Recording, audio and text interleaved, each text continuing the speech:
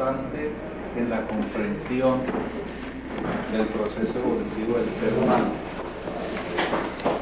Pero antes de entrar en materia explícita del tema que vamos a tocar de los Cristos, vamos a hacer un par de aclaraciones para evitar confusiones de enseñanzas y como señal de respeto hacia otras enseñanzas que hay en otras escuelas y en otras iglesias. Como ustedes saben y han escuchado a través de la tradición cristiana, se habla de un Cristo. Se habla de ese Cristo a través del proceso de una personalidad encarnada llamada Jesús. Ese proceso, que ustedes ya muy bien conocen y que se repite en todas las Semanas Santas, es lo que nosotros llamamos el Cristo histórico.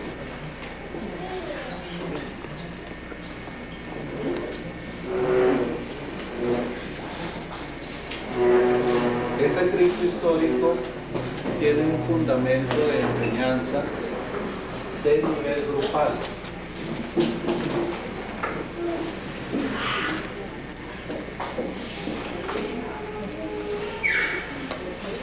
Y es de nivel grupal porque está dado en parábolas o está dado en enseñanzas cifradas.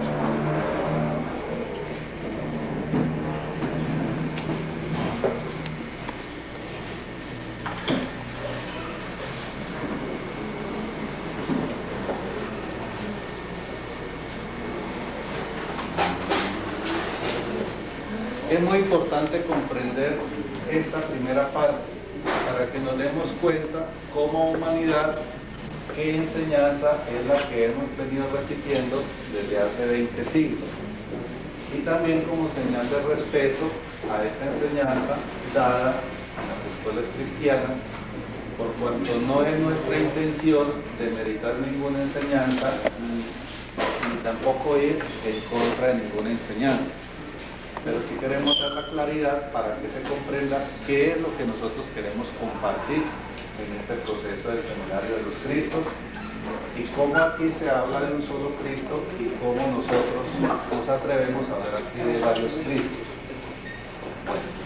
Yo les decía que este Cristo histórico es de nivel grupal porque su enseñanza ha sido dada en parábola o ha sido dada a nivel de enseñanza cifrada a los apóstoles en secreto, de voz a oído. Las enseñanzas secretas de voz a oído dadas a los apóstoles no están escritas en los evangelios conocidos, los evangelios que se manejan en las comunidades cristianas y católicas. Y esas enseñanzas cifradas constituyen secreto mayor de las escuelas cristianas, secretos mayores que guarda el Vaticano, porque son enseñanzas supremamente contundentes, son enseñanzas que se salen del nivel grupal y revierten esta enseñanza cifrada hacia el desarrollo del Cristo que hoy nosotros vamos a tratar. Entonces el Cristo que nosotros hoy vamos a estudiar, que vamos a estudiar en estos días, nosotros lo llamamos el Cristo interno.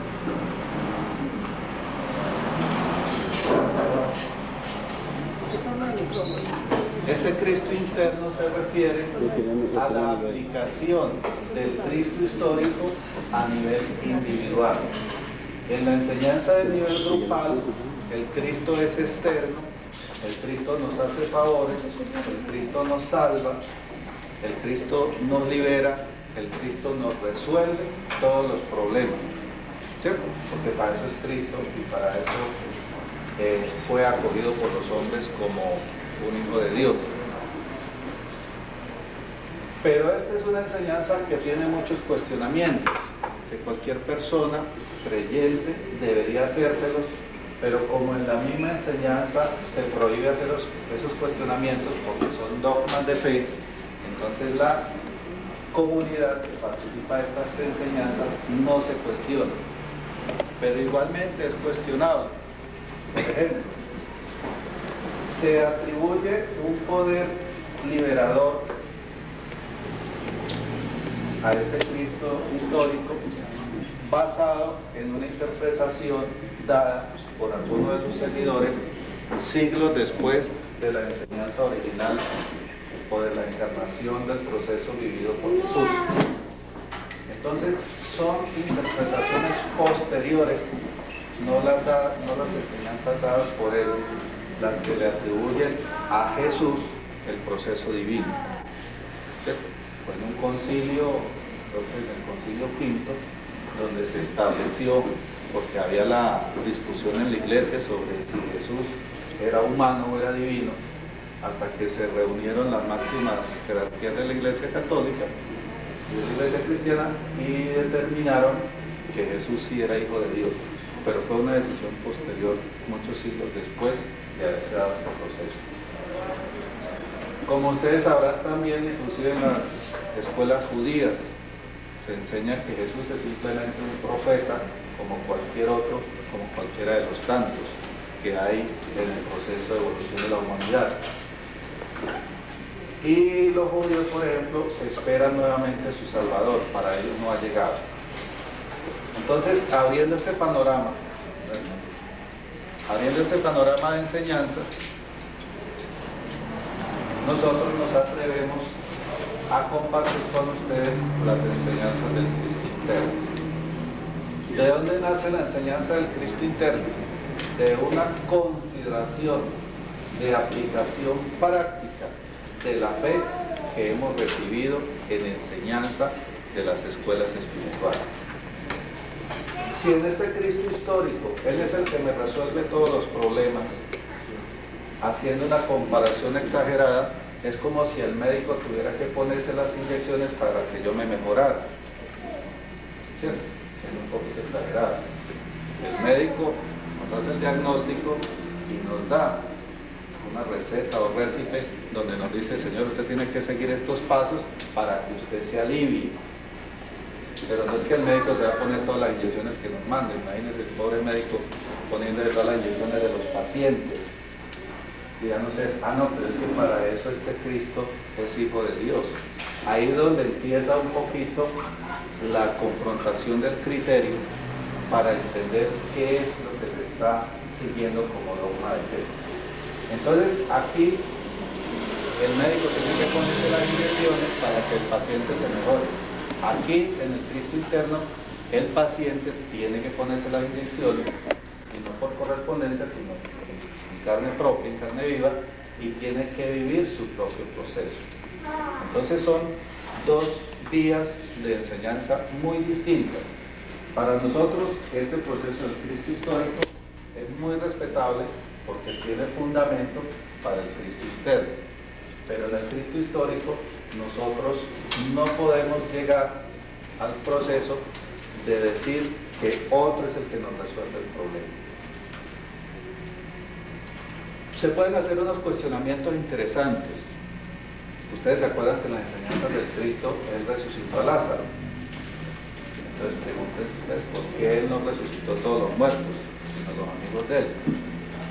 Se habla de la transformación de las piedras en panes. ¿Por qué entonces no ordenó que todo el que tuviera hambre pudiera tocar una piedra y se le volviera pan? Curó enfermedades.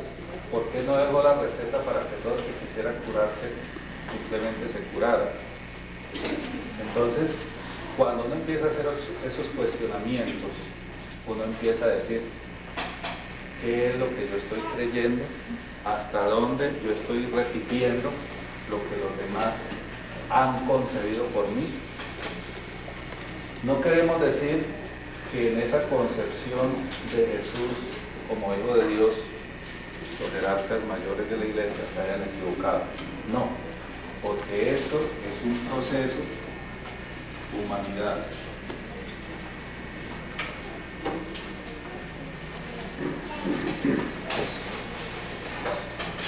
¿Qué quiere decir que sea un proceso de humanidad?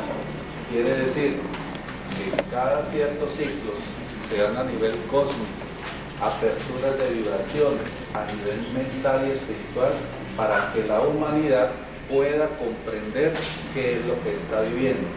Pero en el interín, o sea, en el espacio, o sea, en el tiempo entre el cual se dan esas vibraciones a nivel planetario, la humanidad tiene que seguir viviendo.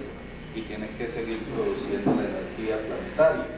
Mientras se produce esa energía planetaria, entonces se dan los procesos humanidad a través de los cuales la gente tiene que vivir su proceso, esté consciente o esté inconsciente de ello, pero tiene que vivirlo.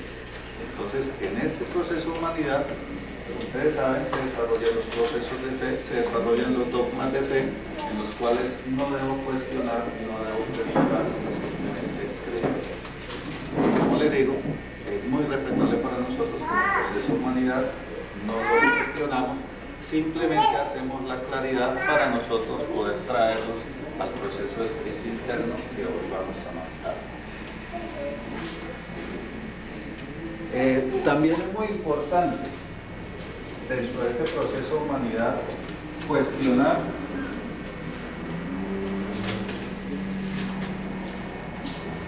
la trascendencia.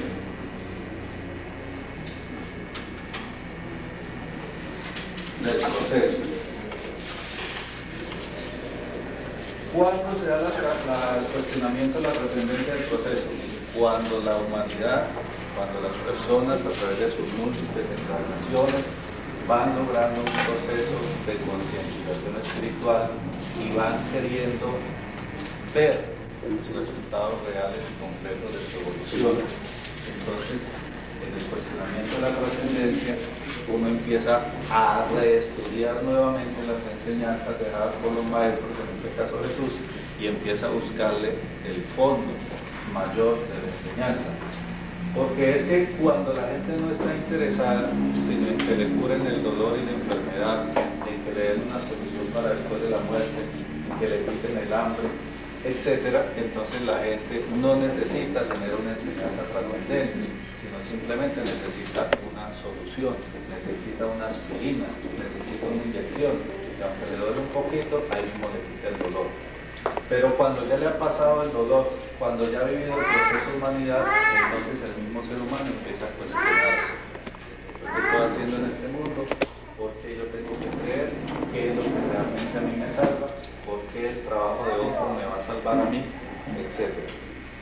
En ese cuestionamiento de trascendencia, entonces el ser humano empieza a entrar en octavas mayores de evolución, en niveles superiores de evolución, donde empieza a encontrar el Cristo interno, donde empieza a comprender que han venido muchos seres maestros encarnados en cuerpos físicos a dar enseñanzas, de las cuales tenemos que derivar nuestra propia enseñanza y nuestra propia trascendencia.